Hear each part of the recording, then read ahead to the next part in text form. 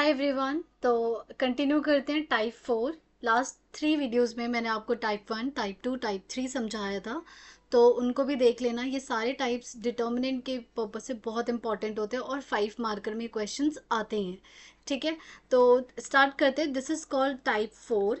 ठीक है, आप समझ जाओगे वाई दिस इज़ टाइप 4। मैं यूजुअली इन क्वेश्चंस को ना अलग अलग टाइप से समझाती हूँ कि हाँ हर क्वेश्चन में क्या इंपॉर्टेंट है। ठीक है, तो देखो क्वेश्चन में क्या गिवन है, 2 मैट्रिसेस गिवन है, एक ए दे रखा है और एक बी दे रखा है। जहाँ पे ए और बी आपको गिवन है, सबसे पहले इन्होंने बोला है कि ए बी को क्या करो, फाइंड करो। सबसे पहले हमें ए बी फाइंड करना है, तो अकॉर्डिंग टू इंग्लिश हमें ए बी निकालना है before looking at these equations. तो सबसे पहले ए बी का मतलब क्या है, we need to multiply A into B. अब मैं आपको कुछ चीज़ें बताऊंगी ना, वो ज़रूर ध्यान रखना। तो पहले हमने ए बी लिख लेते हैं। ये है 1 1 1, फिर हमारे पास -2 4 और -3 3 1 एंड 2। फिर सिमिलरली हमारे पास बी है, बी है हमारे पास 11 -1 -7 -15 -1 1 14 2 और 6। ठीक है, नाउ लेट्स मल्टीप्लाई। जब आप मल्टीप्लाई करते हैं तो क्या करते हैं, सबसे पहले ये वाला उठा के हम यहाँ लिख देते हैं 11 -1 और -7। तो क्या आ जाएगा 11 +1 -7 इंटू 3 कितना आ जाएगा, -21। फिर ये कितना आ जाएगा 11 -4 -7। फिर ये आ जाएगा 11 देन +3 -14। फिर उसके बाद क्या करेंगे, इसको पहले मैं रब कर देती हूँ, आप लोग पेंसिल यूज़ कर लेना। अब हम क्या करेंगे, -15, फिर -1 और 1 को ऐसे ये पूरा उठा के यहाँ पे लिखेंगे। तो ये आएगा आपके पास -15 प्लस 2 1 2 प्लस 3। एक सेकेंड, कुछ गड़बड़ है। हाँ वही तो नहीं आ रहा था, ये -5 होना चाहिए ना, ये आई डोंट नो ये कब 15 बन गया।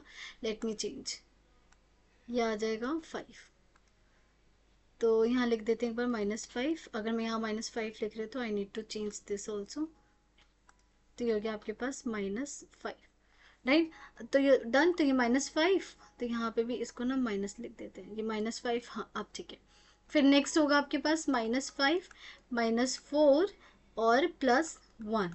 फिर उसके बाद -5 +3 -5 +3 +2। देन लास्ट अब हमारे पास क्या है, 14 2 और 6। तो इसको एक बार इरेज कर देते हैं।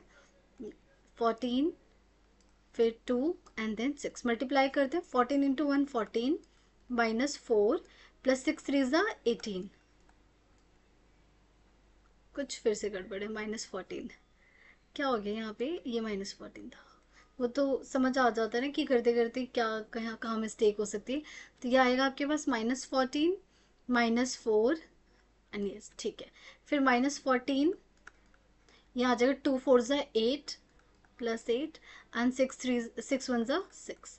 फिर उसके बाद -14 -6 +6 2 जा 12। कर लिया मल्टीप्लाई।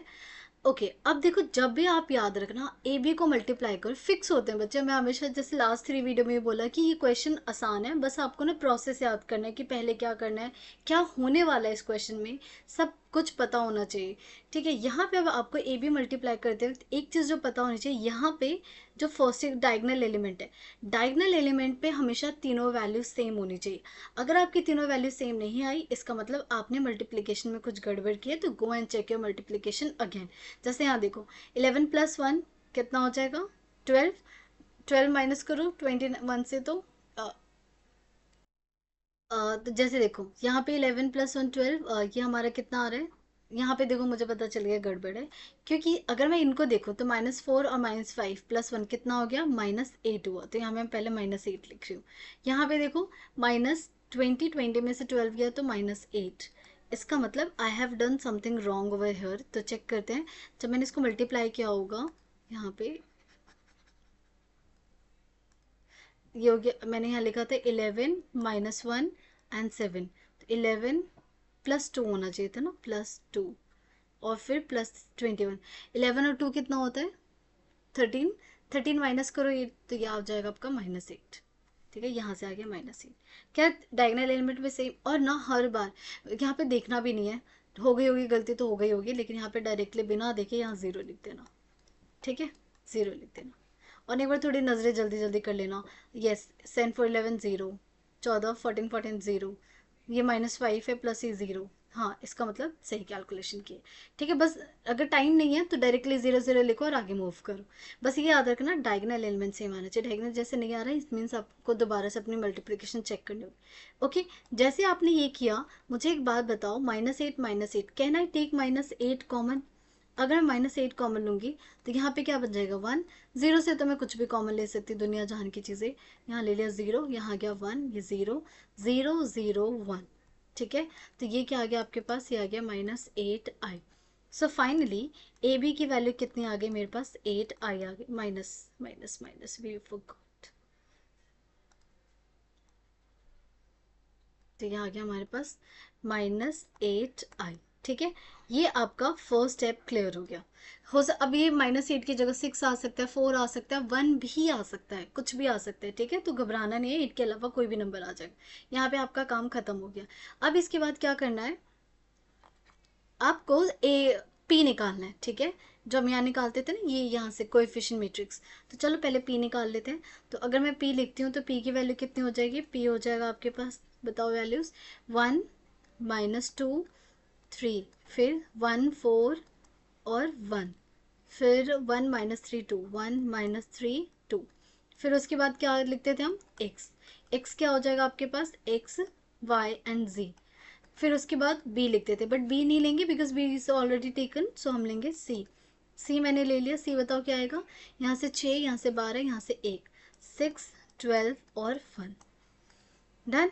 अब फिर इसके बाद जो हम हर बार अपना ट्रेडिशनल स्टेप करते थे कि होना ही है, वो करते थे। तो क्या लिखते हैं, P X is equal to B.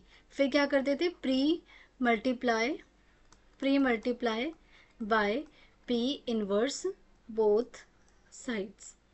तो ये क्या हो जाएगा, P inverse P X is equal to P inverse B. ये पी इनवर्स पी आई बन जाएगा, तो x की वैल्यू आ गई आपके पास पी इनवर्स बी। अब पता है बच्चे क्या करते हैं, यहाँ इसके बाद ना बिना ए बी का यूज़ किए डिटर्मिनेंट ऑफ पी निकालते हैं, एडजॉइन निकालते हैं, पी इनवर्स का फॉर्मूला करते हैं, और वो सब करने के आपको मिलते हैं 0 मार्क्स। कोई है ही नहीं उसके मार्क्स, बल्कि आपके क्वेश्चन भी पूरा गलत हो जाते हैं स्टेप के बाद। तो वो नहीं करना। क्या मैंने अभी तक ए बी वाली चीज़ यूज़ की है, नहीं की। अब हम वो ए बी का यूज़ करेंगे, क्यों, ताकि मैं पी इनवर्स को फाइंड कर सकूं। तो एक बार जल्दी से हम चलते हैं। अब यहाँ पे देखो व्हाट इज प्रेडिक्टेबल। अब आपने जो पी बनाया ना, इस पी को ज़रा इन दोनों मैट्रिक्स ए और बी से कंपेयर करो। 100% ट्रू है, 100% आपको ए और बी में से किसी के सेम मिलेगा। या तो सेम मिलेगा, या ट्रांसपोज होगा, या मल्टीपल होगा। आपके बुक में जो एम एल अग्रवाल में ज़्यादातर क्वेश्चन हो सेम के लिए चेक करना कहाँ पे है। सो वी कैन सी आपका ये ए और पी बिल्कुल सेम आ रहा है ना, 1 -2 3 1 4 1 1 -3 2। ठीक है, वेरी गुड। तो अब हम इसको कैसे यूज़ करेंगे, हम यहाँ मैं रेड पेन से अलग कलर से लिख रही हूँ ताकि आपको पता हो कि यहाँ पे स्टेप चेंज हो रहा है। सो देखो, मैंने क्या देखा कि P की वैल्यू क्या है, P is equal to A है। जब दोनों इक्वल है तो दोनों का इन्वर्स क्या होगा, ए इन्वर्स के इक्वल होगा। मीन्स अगर आप ए इन्वर्स निकाल लो तो आप पी इन्वर्स निकाल लोगे। बट अब ये इन्वर्स कैसे निकाल, सो ए इन्वर्स हम कैसे निकालेंगे, by using A B is equal to -8i। क्या मैंने अभी तक इसका यूज़ किया, नहीं किया। तो अब हम क्या करेंगे, इसका यूज़ करेंगे -8i। So what you need to do, देखो अगर आपको ए बी, इसको मैं ऊपर लिख देती हूँ, चलो ये कर ले, यहाँ सॉल्व कर ए बी सी। आपको पी इनवर्स निकालना, वो इनवर्स के इक्वल है, तो आप क्या करोगे, दोनों तरफ में ए इनवर्स से मल्टीप्लाई करोगे। अगर P B के इक्वल होता तो मैं B इनवर्स से मल्टीप्लाई करती, बट यहाँ पे A के इक्वल है तो मैं किससे मल्टीप्लाई करूँगी, A इनवर्स से। तो जब A इनवर्स से करूँगी तो आप क्या करोगे, A के पास करोगे। तो A के पास मतलब पहले हो रहा है, तो क्या लिखेंगे, pre multiply by A inverse. तो ये क्या हो गया, A inverse A B is equal to A inverse -8i। Done. A inverse ये क्या हो जाता है, आई, तो यहाँ से बच गया B is equals to A inverse. और ये जो -8 है ना, ये -8 हमेशा नंबर जो होता है ना वो बाहर आ जाता है, -8, और या आई से किसी से मल्टीप्लाई करोगे तो क्या आएगा, आई। आपको क्या निकालना था, ए इनवर्स, ताकि ए इनवर्स से क्या निकल जाए, पी इनवर्स। तो यहाँ से देखो ए इनवर्स यहीं रहने दो और -8 को उधर भेज दो, तो ये क्या आ गया, 1/-8 and 2 B. So A inverse की वैल्यू क्या है, -1/8b, तो यहाँ लिख देते हैं since P inverse is equal to A inverse, और A इनवर्स किसके इक्वल है, -1/8b के, और ये हो जाएगा -1/8। अब B वाली मैट्रिक्स क्या कर दो, यहाँ पे लिख दो। अच्छा, B के लिए अब ऊपर देखना पड़ेगा, B आपका है 11 -5 -14, तो मैं लिख देती हूँ। यहाँ से देखो ये वाले B लिखेंगे, तो ये मैंने आपके लिए बी यहाँ पे लिख दिया, पी इनवर्स निकाल लिया, ठीक है।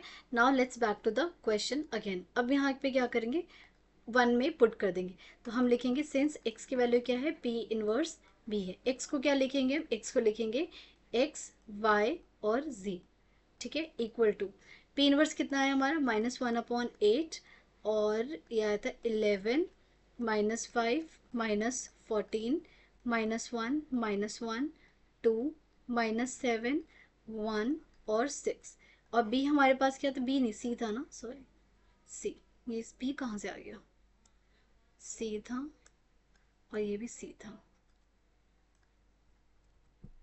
हाँ, ये p इनवर्स c लिखना था हमें, गलती से। b की आदत है ना बार बार इस क्वेश्चन में, और c के आपके पास देखो 6 12 1 है, ठीक है, तो मैं डायरेक्टली यहाँ पे अब लिख लेती हूँ 6 12 1, सो ये आ गया आपके पास 6 12 और 1। बस अब इनको मल्टीप्लाई कर दो, -1/8 तो अभी भी बाहर रहेगा, इसको जब करोगे तो यहाँ लिख दोगे 6, यहाँ लिख दोगे 12, यहाँ लिख दोगे 1, तो ये कितना आ जाएगा, 66 -60 -14, फिर -6 -12 +2 -42 +12 +6, सो ये आ गया आपके पास -1/8 एंड ब्रैकेट में 60 में से 6 क्या, तो 6 बचा, और तो ये आ जाएगा आपके पास -8, -6 -12 इज, यहाँ से -10 हो जाएगा, -10 और -6 -16 हो गया, यहाँ करोगे तो कितना आ जाएगा, -30, -30 में से 6 किया तो -24। अब क्या करो, -1/8 को अंदर अप्लाई कर दो, जब -1/8 को करोगे तो सबसे पहले ये माइनस जाके सबको प्लस कर देगा, फिर 8 से करेंगे तो ये आएगा 1 2 एंड 3, सो यहाँ पे क्या वैल्यू आ गई, x की वैल्यू आ गई 1, y की वैल्यू आ गई 2, और z की वैल्यू आ गई 3, तो बस यहाँ से एक्स वाई जेड आ गया। अब देखो जितने भी हमने टाइप्स किए ना, उन सब टाइप में ना ये टाइप 4 सबसे आसान है, क्योंकि ना यहाँ पे आंसर गलत होने के चांसेस बहुत कम है, क्योंकि देखो ये प्रिडिक्टेबल होता है, पता होता है क्या आने वाला है। उसके बाद क्या होता है, अभी तक जो हमने टाइप 1 2 3 किया, उन हर में ना डिटर्मिनेंट निकालना होता था, एडजॉइंट को फैक्टर्स ही निकालने पड़ते थे, जिससे हो सकता है कि आपके कोई एडजॉइंट गलत आ जाए, कोई फैक्टर गलत आ जाए, ठीक है। लेकिन यहाँ तो कुछ करना ही नहीं कैलकुलेशन, यहाँ तो बी इनवर्स पता चल जाएगा कि यहाँ से बी आ जाएगा, ए इनवर्स निकालने में कोई प्रॉब्लम नहीं है, और फिर लास्ट में बस मल्टीप्लीकेशन है जहाँ आपको थोड़ा ध्यान देना होगा, तो this one is easier than any type, ठीक है। तो यहाँ पे हमारे सारे टाइप्स क्लियर हो गए। कई बार क्या होता है पेपर में आपको वर्ड प्रॉब्लम दे देंगे, तो पहले आपको सिस्टम ऑफ इक्वेशंस बनाने बाय वर्ड प्रॉब्लम, और फिर उसको क्या करना पड़ेगा, सॉल्व करना पड़ेगा। तो यहाँ पे हमारे सारे इंपॉर्टेंट टाइप खत्म हो गए। Thank you everyone.